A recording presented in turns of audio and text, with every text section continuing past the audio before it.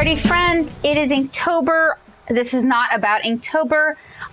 So I am doing blue line sketches, and the way these work is I am ink washing over them and then I'm inking them. And usually I leave my construction lines in my pieces, but since there's a little bit of wax in the blue lead I'm using, that can cause a bit of resist. So what I'm trying to do is I'm trying to clean them up as much as possible before I ink them. So I was using various erasers. I was using this Raider knock, which is okay, but like when I'm trying to like bear down and actually get some friction and erase, it starts to like bend all over the place. I was using a Pentel Click Erase. It's a little large. I was using the super tiny Tombow erasers, and I don't know where that ran off to. I was having similar problems as I did with the knock eraser.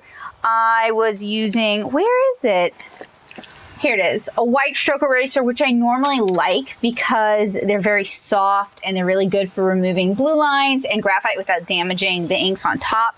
It's not the best. Then I remembered that I have an old electric eraser. This is a Sakura of America electric eraser. I still have the refills for it somewhere. They also make, this might be the refills, but I don't think these are the right refills for this. They also make ink erasers for it. But basically, it spins really, really fast. And this isn't even one of the super powered ones. I think Kohinoor makes a really crazy super powered one. And as you guys can see, it's about the same size as my knock eraser, but it's not as flexible. But it's so much easier right now than scrubbing away because it spins.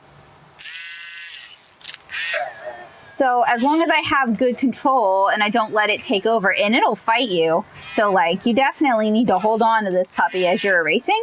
It does a pretty good job. So I just thought I would share this with you guys. I don't talk about erasers all that often on my channel. I don't really have, I do have personal strong preferences, but I think that depending on the art you're making, that can really vary. So I don't necessarily make eraser recommendations unless, you know, somebody tells me what they're working on and I can go from there. But yeah, not bad if you have a lot of fine, small erasing to do. And then of course, a drafting brush, you can get the feather. Ooh, so another thing to keep in mind with the electric eraser is that some of the eraser bits will get kind of embedded. So I hope you have nails. So that is a thing to think about, obviously. But originally I was using it to kind of clean out the pearls she's wearing, and it worked really well for that. So I thought I would try it on larger areas. Still a little bit easier than scrubbing away with like these smaller types of erasers, which can be a little bit floppy, and depending on what you are using, may or may not lift up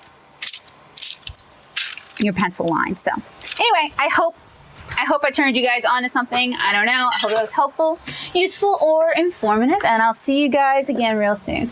Bye.